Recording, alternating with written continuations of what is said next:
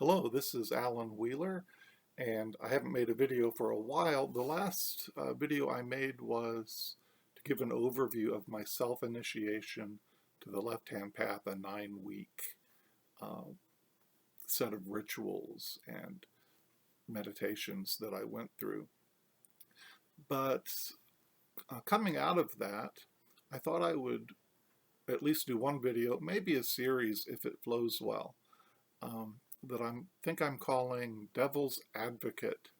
I kind of look at the Bible from the left-hand path perspective, probably blasphemous for some groups.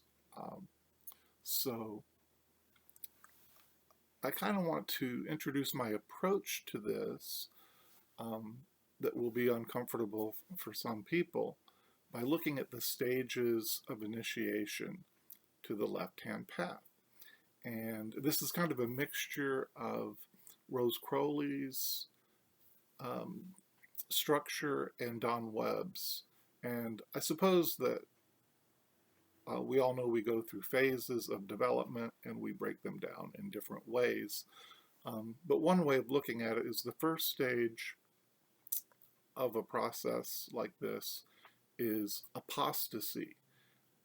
And this would be something like the alchemical stage of dissolution, when everything separates and comes apart.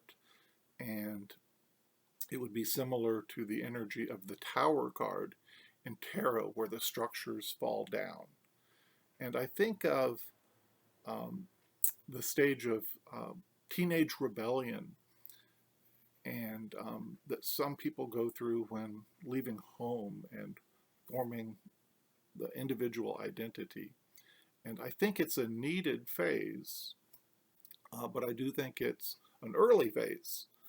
And to me, it would be something like the Black Mass, the psychodrama of the Church of Satan, or the bold and blasphemous t-shirts of heavy metal bands, burning the flag, and things like that.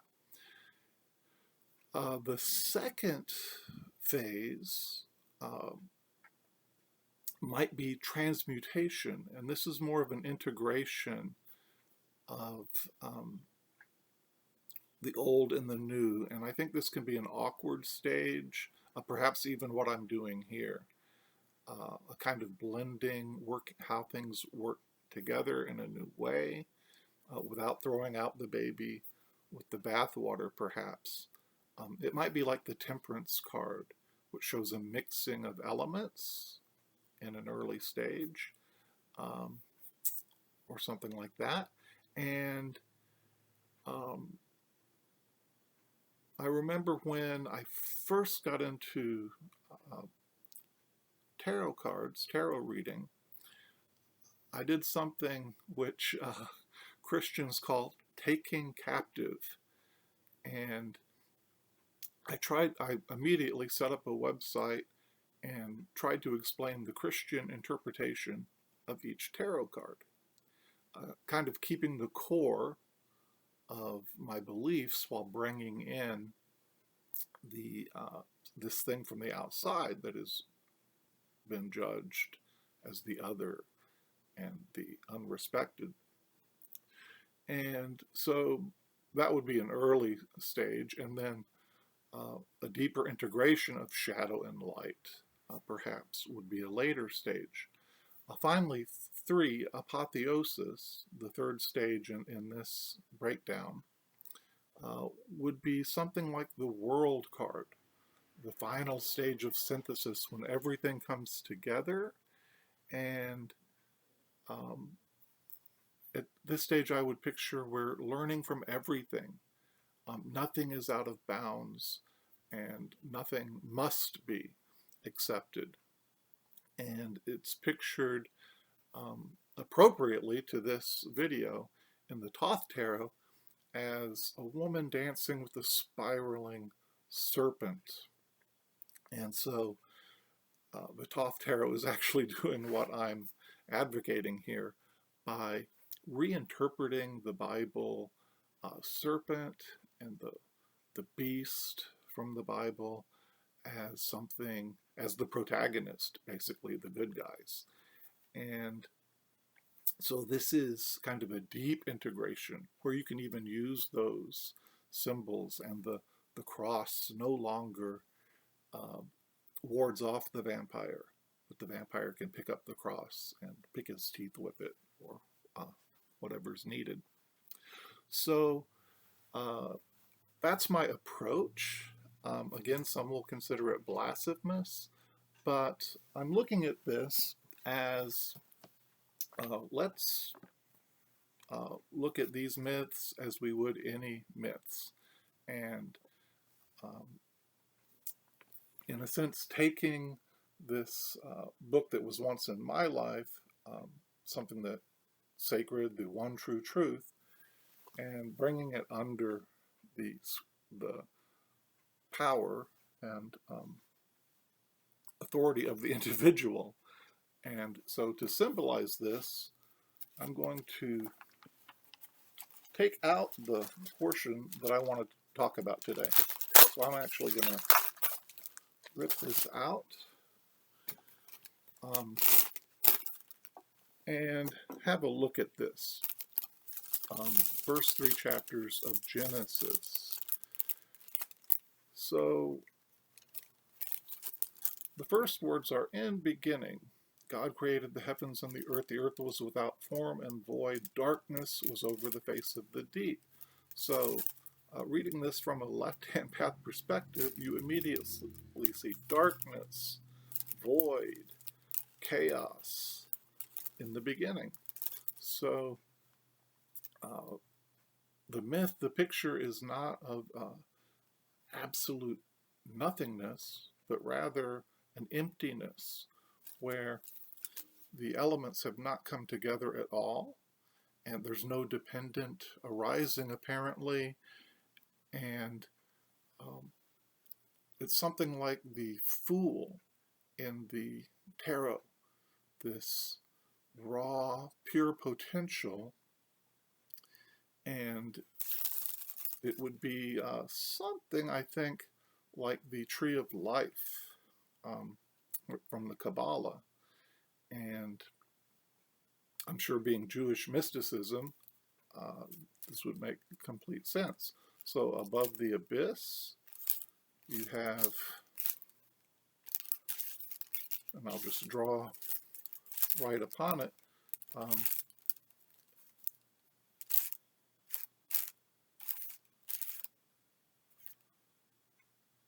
and then the 3 triangles of the tree of life, and then dangling, as Duquette says, Milo Duquette, La Milo Duquette, dangling like an afterthought at the bottom is manifest reality. So it's come through this process of emanations out of chaos, and the Magus speaks the word, the magic word, the logos, let there be light, and creation comes out of this. So again, I'm considering this as originally being folk tales that arose out of a community and passed along and culturally appropriated by Moses or other writers, and then reinterpreted over the ages. So again, we can move this from ruling over us to being something that we can interpret and appropriate also to ourselves. So the tree of, just as the tree of life was a magical system that probably arose out of the Jewish thinking, we see here the 7 days, which is a magical system of sorts. Otherwise, we could see it as a picture of the creation of art, or other things demonstrated here, because we have 3 days when things were separated, the heaven and earth, the day and night, the land and sea, And then we have 3 days where they were filled with fish and birds and animals and people. And then that magical 7th day of rest. So we also almost get a picture, if you read it, I won't go into detail here, but there's almost a picture of punctuated equilibrium that some theories have postulated of evolution, and that I've seen in my own development, where there's a big breakthrough and then a time of followed by a time of development. So I'm going to go ahead and put this into my cauldron for further thought and go on to chapter 2. Now, here we get kind of a different version, the creation story from a different perspective. And in this case, we see Elohim said, God said, and I will note that that's Elohim, and speaking in the plural, let us make man, make humans in our image. And so I don't make any pretense to theology in this video. I'm not going back and researching all that, but some people have spoken to that. Certainly we have an older, this is not Yahweh, the later iterations of the Hebrew God here. And so we get the summary poetic verse here. So God created a human in his own image. In the image of God created him, male and female. He created them. So even, again, I haven't transliterated this, but we see in the English translation, male and female, he created them, as if above the abyss, male and female are both in the image of this sovereign being. So something could be made of that, and certainly as someone who has worshipped a goddess and enjoyed that practice, that's interesting to me.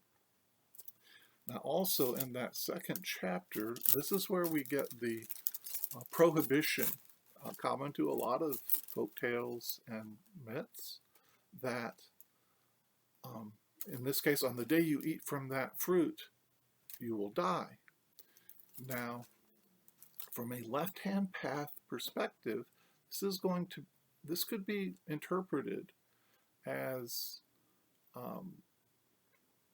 dying to childhood, dying to innocence, dying to this state of paradise, and growing up. So we see in the story that the pair go on to live, but live in the pain of work, the pain of giving birth, the pains of growing up, the pain of facing death. So rather than taking on the Peter Pan syndrome of never becoming more, never evolving out of this childhood state, this is what the story may be suggesting, something in the manner of how the elephant got its trunk, or how the camel got its hump, this kind of folk tale.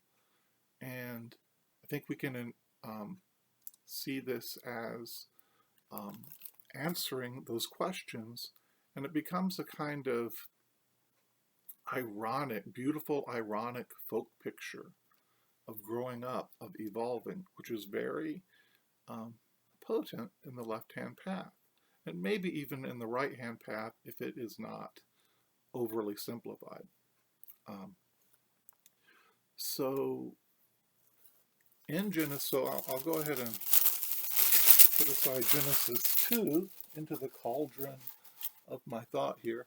And in Genesis 3, the fall, it seems like a terrible story. Everything's cursed, but again, the curse can be seen as this beautiful, beautiful, ironic picture.